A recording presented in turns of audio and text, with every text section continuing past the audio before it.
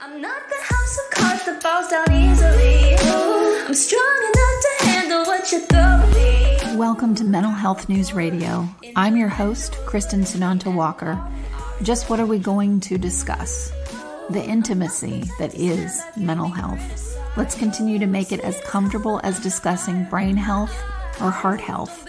This show has been on the air for several years and we have amazing co-hosts. And then we created a network of podcasters on mentalhealthnewsradionetwork.com, a place where every possible facet of mental well-being can be talked about openly. My show, after several hundred interviews, the format is this: intimate, deep, funny, touching, sometimes uncomfortable, but always vulnerable conversations with interesting people.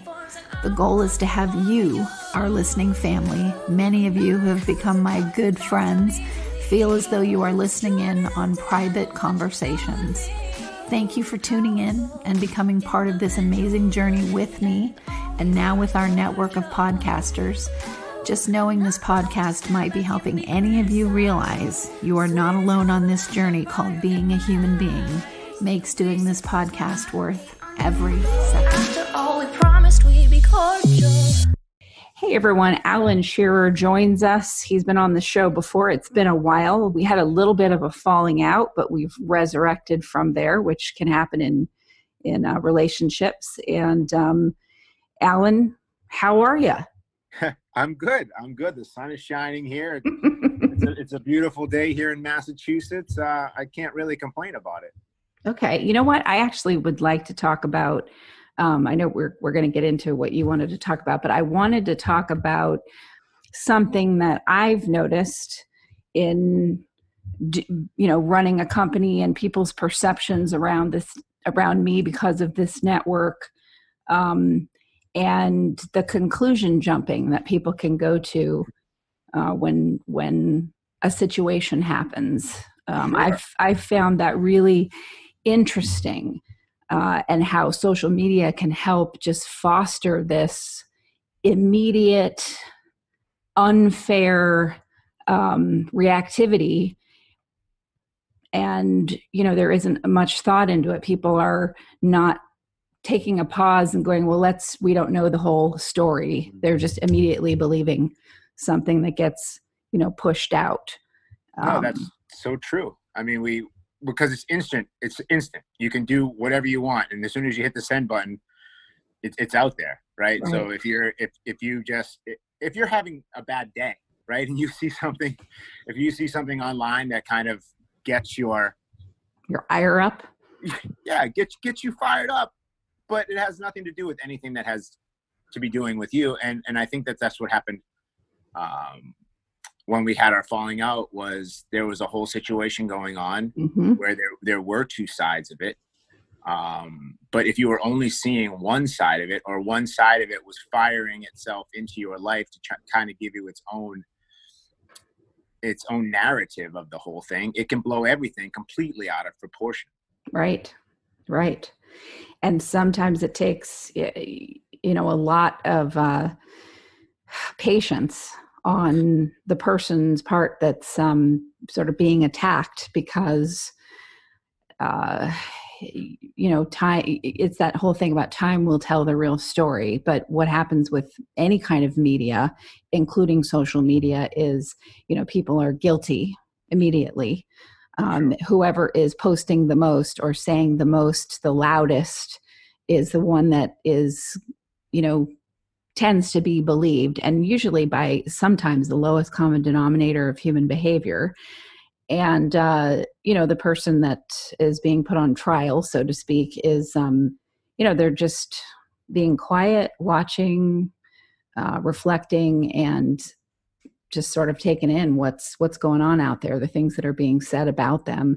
And when it's your company, or, the money that you've put into something, and the goodwill that you put into something, and that involves many other people and their work too, it can be a little dangerous, because, people can put you in the court of, or on trial immediately in social media. And that has tanked organizations and tanked people when none of what was put out was the truth. It's just right. And I think that's the squeaky wheel, unfortunately, Yes. is the one that you're going to give the grease to, Mm-hmm. right? The one that, right, like it doesn't even necessarily need to be the loudest. It's because in most situations you have an emotional connection to both sides, right? You have an emotional connection to both sides. So I think that's the hard part, is kind of, well, we're not all journalists here, right? We're not all people who can get to the bottom of the story before you make an educated, well, I mean, you hope you don't make an assumption, but an educated kind of idea of what's going on, right? So it can get everything all balled up into this chaos of, it's not who's right or who's wrong. It's who's just fanning the flames of this fire the most. And then it becomes this thing where everybody just needs to let go and kind of walk away a little bit and allow things to kind of settle down. I don't think we do that enough, where we just kind of let things go for a while and come back to it and see where you stand, where they stand, what the truth is. Yep. Exactly. I love, my therapist is always reminding me, pause, Kristin, just pause and breathe.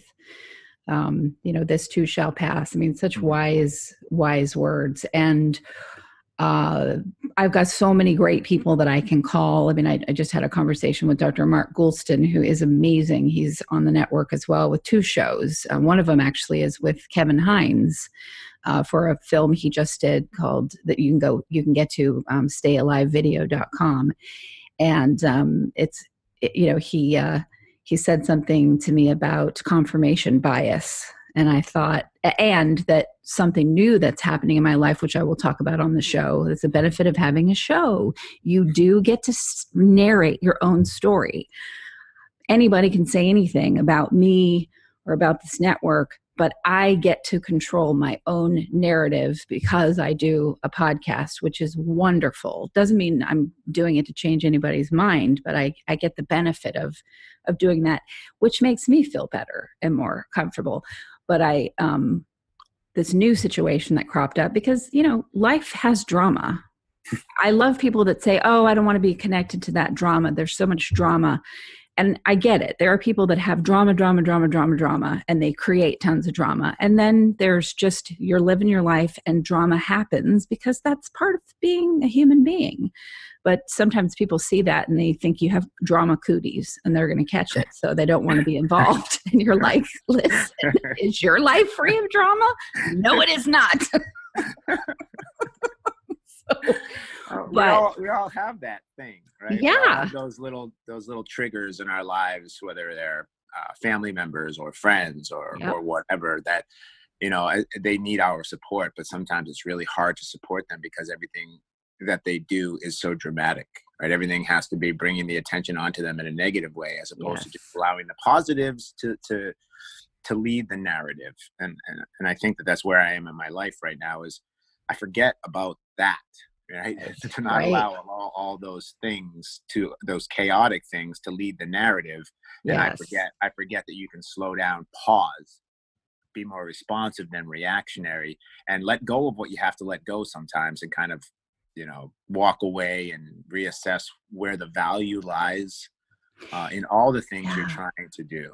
And see someone from their whole perspective that about them. So instead of immediately draw a conclusion, and I'm not shaming anyone, I have done this too, okay? So this is me calling myself out too.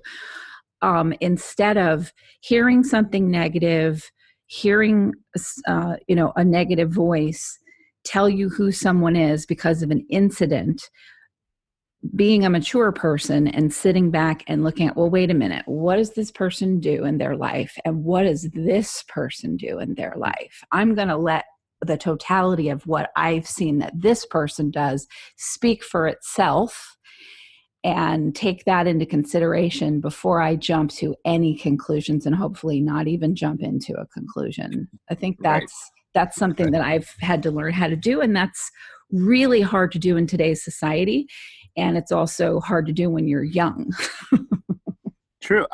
It's hard to do when you're old, whatever age you are, right? It's like, it doesn't really matter what age we are. I guess it all depends on all the situations we're part of, and all of the kind of pausing we do to look at situations and say, should I even react to this situation, or should I probably not say anything at all, as opposed to saying something that could hurt somebody else, let alone be right in the situation or wrong in the situation.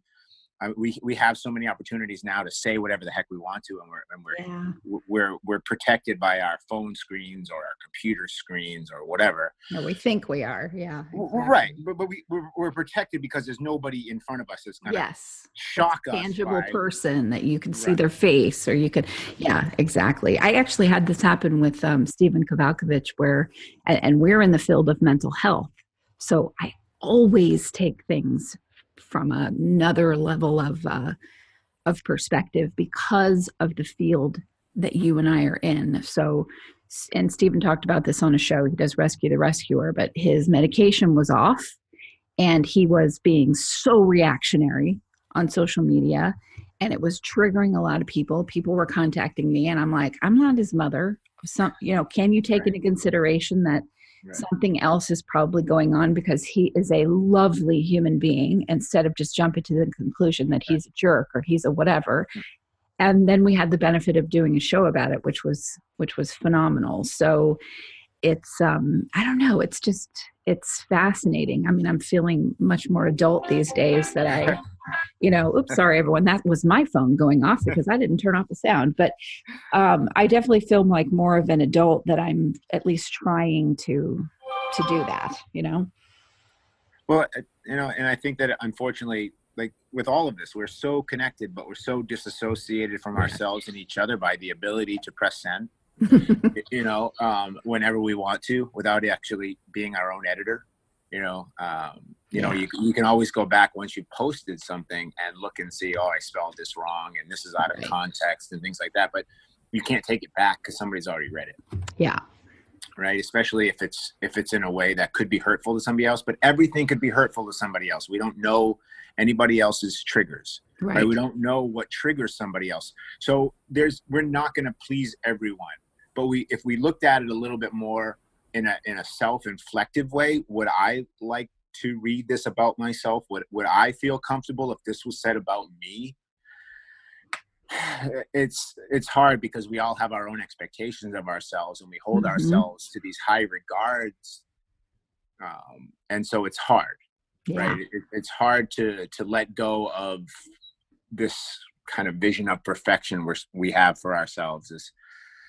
The way that we whip ourselves for not being perfect, for making a mistake. I mean, I talked about this with a friend this weekend. She said that, and she'll come on, she's on our Women Who Lead show. She was talking about how she finally doesn't have a very negative person in her life. She doesn't have that narrative of what this person would say over every decision she makes. It finally went away. Long time after the relationship had ended, that person was still a voice in her head that controlled what she did. And it was so nice to have that gone and to make her own decisions. And I thought, I had someone leave my life. And that, I would say, is the last person in my life who had that kind of control over me. Not that it was their fault. I allowed it. So I'm responsible for it, but it was nice to it's nice to have the absence of that from my own life. And I found that when I make mistakes now, I'm so forgiving of them because I'm the one that's controlling the narrative in my head. I'm not giving that responsibility to someone else. So I'm actually a really good friend to myself because I can make all mistakes all day long and I own them, but I don't kill myself over them because someone else is not controlling the narrative for me anymore. Right. I mean, sometimes we are the hardest on ourselves. And it's like now as a person, I try to just tell myself, all right, be gentle, right? Be more gentle. You're going to make mistakes. We're fallible. We're humans. Yep. But we can learn from all of them. We can make just better decisions next time. It's those painful things you treat yourself with that create decisions that you might have a hard time coming back from. You know, Right. if we're a little bit more patient and kind with ourselves, if our self-inflection, if our self-care, if our self-worth, if our self-image, you know, are more of a work in progress as opposed to a finished statue, right? Right. Then there's so much more opportunity to add some more creative juices to yourself and allow yourself to become more than you ever knew you could be, because you're always adding clay, right? Or you're always adding a brush stroke, or you're always adding a little bit of a new edit to a photograph, or a new lyric to a song. It's just a great opportunity to allow yourself to be different than the moment before, than the day before, than the week, you know, years before. Absolutely. Absolutely. And it allows for, I think when you have, you know, trauma from childhood and you have painful exits from people early on in life, you know, your parents or family members or so on, you develop this attachment trauma, attachment disorders, and then you hang on to relationships, or you walk away from them so quickly, or stay forever in something abusive because of this trauma and what it says about you that yet another person is leaving. When in reality, people that don't have attachment disorders, people come in and out of people's lives all the time. Not every relationship is supposed to stay forever, and that's completely normal. True. I mean, right. I mean, it's not wrong to say some stay, some say for a season, some say for a lifetime. Right. I mean, the people, it's all about how we feel, right? And I think we forget that sometimes, that it's all about how another person helps us to feel. They can't make us feel anything. We either feel comfortable or around them, or we don't. At the end of the day, it's all up to us. I think really what it comes down to is the fact that we don't realize, we aren't taught from childhood that whatever we want to do is whatever we want to do. And there are circumstances, and there are what's the word I'm looking for? Like, if you make a bad decision, it's on you, right? So you're going to have to come back from it, right? But it's on you. It's your life. You're responsible for yourself, and you need to hold yourself accountable for what you choose and what you choose not to do. At the end of the day, you don't live somebody else's life as much as you can try to, as much as you want to control somebody else's life, because you really don't feel like you have any control of your own. Right. At the end of the day, you're really only in control of yourself. You're in control of what you'll allow others to do, the healthy boundaries, the unhealthy boundaries, all of these things. And at any point, and that's the great thing about being a human being, is you can stop and say, I don't want to go this direction anymore. I want to either double back. I want to go in a new direction. You know, I want to do something completely different. I want to meet new people. Mm-hmm. You know, new communities, new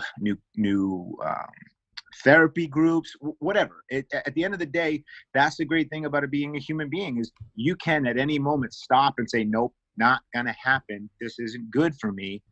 It's time to try something different, even though that's scary in itself. Absolutely. Absolutely.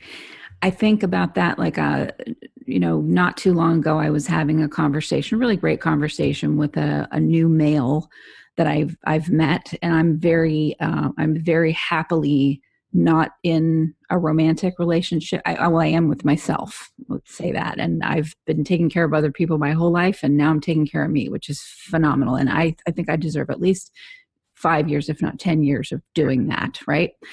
Sure. But I was noticing some behaviors. They're in a relationship with someone else, and I was noticing some of their behavior, some of the things that they were saying that I've got caught up in with other men in the past. And it was so great to sit there and be very present and enjoy this conversation, and also go, yep, I'm not going there with you, buddy. Nope, not going to happen. Boy, and go, gosh, a younger me would have dove right into what this person was saying, into an unhealthy relationship. And the older, wiser me was like, yeah, not falling for that. Well, because we can't overcome everything in our life in a day, a week, a month, or a year. However old we are, and however many situations we went through to get us to this point of survival, it's we all want to be able to just be healthy, right? We want it to happen right away, drop of a hat, drop 50 pounds, be stronger, fitter, run farther, faster. I mean, all of those things are well and good of trying to do, but really it takes work, right? Yes. It takes real hard mental and physical work to create a new space, to create a new foundation, to build a new home for yourself that you're going to be enjoying living in, right, as opposed to all that, the shacks you were living in before that were just rodent ridden and, full of asbestos and whatever, destroying who you were trying to become when you had no idea how to get there. Right. Except be in those places, right? You're only willing and allowing yourself to be in those places. It's that moment that you get that sledgehammer out and you start knocking down that place. And you're like, you know what? Brick by brick, I'm going to build a solid foundation that I can grow on. And then the house that I'm going to choose to live in is going to be a place that I'm going to be thankful for. And people may or may not enjoy spending time with me in. Right. Exactly. But at the end of the day, it's about you. You can't make other people appreciate you. Yes, that's so true. That's one of the reasons why I really love podcasting, because I don't mind public speaking. I do it well. I'm very comfortable doing it. And I know that's a big hang up for a lot of people. So I feel very lucky that I did it early and made tons of mistakes. And so I can go out and do it. And it's usually to promote something else that I'm doing. It's, but I don't love it like Frank King, who's on our network, the mental health comedian. He loves it. He loves the immediate reaction from the audience. He really enjoys that. It's okay, but I don't have that love for that. I love podcasting because I don't have anyone clapping over something I've said. I don't know if anything I've said, when it goes out into the void, I don't know if it's really affecting anybody. You just don't know. So it's something that you do purely for the pleasure of doing it, not for some kind of immediate, hit of applause. And I like that. I like being someone that can be satisfied without getting a ton of applause for what you do. No, I mean, because at the end of the day, if you're putting your best effort in, with who you are today and what you're giving to the moment, then there is something good from it, right? And most likely you're not going to touch 1 million people, but you're going to do maybe something really special for a good few people who needed it. Right, exactly. And I mean, that's what we do. That's why we do our work. To me, it's its own art form. It's the art of conversation. I don't ever do any where it's just me talking, and maybe I will one day, but I prefer that, conversing with other people and recording it. But, I would do it if I had no listeners. And that's when it's something that you love. Well, then it's just a good conversation, right? I mean, whether it's a phone conversation or face-to-face, it's just, I connection. Yeah. And I think that the thing that we've lost as a society is the ability to listen. Right. As opposed to just waiting to talk and give your point of view. Right. It's valuing somebody else's point of view so they can feel good enough to listen to your point of view as well. And if they don't feel that you're giving them that same respect, it's not really a conversation anymore. It's just kind of a one-up session. Right, exactly. Oh my gosh, yeah. I know. There's something to be said for other people's intentions. I had an experience recently where my intention was to create something that would be helpful to a lot of other people. And the other person's intention was to have something that elevated himself. And I didn't realize that was that person's intention. So my mistake was not making sure that we were both aligned with the same intention. I would have never said yes to this project if I had known that was their intention and they were hiding that intention. So it was really fascinating to see, okay, well, this is what happens when you're in a relationship, any kind of a relationship with someone, platonic or not platonic. If the two of you don't have the same intention, it's not going to work. There's going to be a problem. Right. And I think that sometimes we forget that business relationships are still personal relationships. Yes. Every relationship is personal because it's between people. Right. And, if you just use those words sometimes, oh, it's just business. Yes. But if it's just business and this kind of a situation is going on, what kind of a response are you going to get from people when they look at and see that you're part of it? Right. If it's not something that's healthy to you, if it's not healthy to the people that are purchasing your goods or services or whatever are, then you're actually devaluing yourself. You're devaluing whatever it is you're doing, and you're devaluing the people who are looking to find value in it as well. Right, exactly. And you have to, sometimes you don't know these things right away. You have to kind of follow and watch someone's behavior. And it's really helpful to know other people that know them so that you can kind of compare notes. If you have some situations come up that don't seem on the up and up, it's really good to know other people and to hear, that was their experience too. But those kind of things can take time. So sometimes we enter into these relationships and then we beat ourselves up for getting in them, or other people beat us up for that. And I've done that too. And I kind of look back and go, you know what? There's no way I could have known this any sooner. I'm not infallible. Right. And I think that, but like we said before, some people come into your life for a season or for a lifetime. I think that we shouldn't get so upset that it doesn't work out. Right.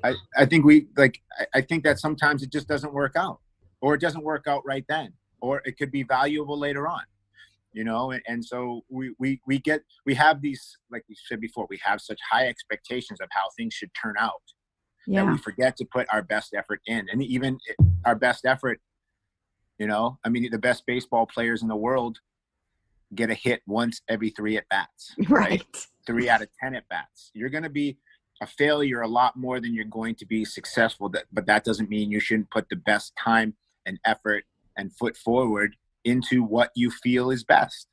Right. And be wary of people that, they've hardly put any work in. Their work is usually, siphoned off of other people that put the hard sweat equity in, and they want to go from, working at a banana stand to being a CEO mogul of multiple companies without actually having to do any of the work to get there. And part of the amazing part of the journey is the work it takes to get there. And I think that we have this other problem because we see the success. Yes. And so we want that shininess, but we don't want to do any of the work to get there. But if you actually sat down and talked with the people who are successful, maybe 1 out of 1,000 may have found an easy way to get there. Right. 999 of those 1,000 people really had to put the time and effort in and fail so much along the way to find a better path forward to even continue taking what that is and getting it to where it is now that you're seeing it, right? We don't see the blood, sweat, and tears most of the time. Yep. So that's why we use that term, overnight success. There's no such thing as an overnight success. Now, there are a few people that have fallen into things. Yeah, that's true. Mark Zuckerberg fell into Facebook, right? He fell into it. It wasn't something he was trying to do. He was not being a nice person when he started it. Yeah. So it's like, things can happen. They can, but he still worked his tail end off to make it what it was. Smart person, was in Harvard, but that singular situation in his life was more of a FU to somebody else than it was to build a successful online portal for people. Right. So sometimes it does happen where you just stumble upon something and it becomes something that is successfully needed on the social media level. But most people are going to really have to drive, and that sucked. Drive. Right. Well, that was a little bit better. And so it's the value is in, do you feel good about trying to make this work? Right. That's what it is. Is it a passion of yours to keep it going? Is it a passionate is it a passionate place for you to be if nobody knows it exists? Right. Exactly. That's why I say I would do this if I had, one listener. Mm-hmm. Well, tell our listeners, tell my listeners where they can find out more about you and what is it that you do. Well, I think that the basic premise of who I am and the basic premise of why we know each other is my battle with mental illness. Mm-hmm. And so everything I try to do is to help people be a little bit gentler on themselves, whether it's through free fitness or photography. My wife, Elizabeth, and I have started an online portal called fierceful.org. It's 1 L, not 2. So just fierceful.org. And it's basically our needed desire to tell the stories of people doing good through their own well-being. And, it has its ebbs and flows, just like my mental illness has its ebbs and flows, and my creativity has its ebbs and flows. I think the most important thing and the real value I put in everything is to continue to overcome myself in a better, more healthy manner every day, to be more responsive and less reactionary. And so you can find me on Instagram at stigmafighter.alanscherer. You can find me at stigmafighter37 at Twitter. And I mean, you pretty much can find everything out about me if you just Google my name now, since we've done all these things on mental illness through deconstructing stigma. Right. And I just hit over 300 days sober. I'm going to be running the Falmouth Road Race for the Heron Project. Chris Heron used to play basketball for the Boston Celtics, and he had a really bad addiction to drugs and alcohol, and now he speaks to kids in high school about their value. Every day he goes and speaks to a different school about their value and what they can do to feel better about themselves, and that it's okay not to feel okay, and that talking about it is a blessing. Talking about how you feel is a blessing, and we're not always going to have great days, and we are going to have disagreements, and we're not supposed to have the same thought process and pattern and ideas and ideals. We're supposed to learn more about ourselves through learning more about each other. Absolutely. I mean, really, that's what it is, and I'm thankful that I get to speak with you, and I'm thankful that I get to listen to the other podcasts of the other speakers in your network, and that we're friends. Me too. I'm glad we had our little and then we got past it, and that won't happen again because and sometimes, I mean, I've said on the show, my friend Belinda and I, there was a time when we hated each other. And now she is my closest friend. Same thing with my ex-husband. So, that you can make a stronger relationship sometimes out of rifts, which is awesome because then you're kind of war buddies together. Well, sometimes everything's just too emotional, right? Yeah. Everything's too blown up, yeah. Right? And until the dust settles and you can kind of just walk around the situation or just walk around your own situation and realize that, all right, well, that's what it was. I was really emotionally attached to the situation. Yeah. And I'm thankful I'm thankful that I put enough time and effort into actually wanting to get to know people and actually creating those kind of bonds that that make you feel. Right. Exactly. Well, Alan, thank you. This won't be the last time, of course, that you come on. And I'm excited about your podcast. Tell our listeners where, what the name of the podcast is. Sure. It's you can find us on Anchor at anchor.fm, and it's The Fierceful is awesome. The podcast. Well, thanks so much, Alan, and come back anytime. You got it. Have a great week. And thank you, listeners, for tuning in to another episode of Mental Health News Radio. I know, no one likes commercials, but seriously, folks, without the help from these organizations, we could not stay on the air. Please give a shout out to zencharts.com. If you're a mental health or addiction treatment center, you'll want to use their EHR. It's gorgeous, and they're just good people. and also mygenetics, mygenetx.com, because knowing your genetic code empowers your mental health treatment. And lastly, copenotes.com. We love getting positive messages right to our phones every day from Johnny Crowder. He's the lead singer of Prison, a heavy metal band sharing their music about suicide prevention, addiction recovery, and mental health. See, that was painless. Support them as they support us. Back to the show. Sometimes I'm passive aggressive, but never without good intentions. I heat up and act on my emotions. Thanks so much for listening to Mental Health News Radio. Our podcast can be found on iTunes, Stitcher, and hundreds of other podcast apps, or you can visit our website at mentalhealthnewsradio.com. If you have a question or would like to be a guest, become a podcaster on our network, or join the amazing organizations that help keep us on the air, please email us at info@mhnrnetwork.com.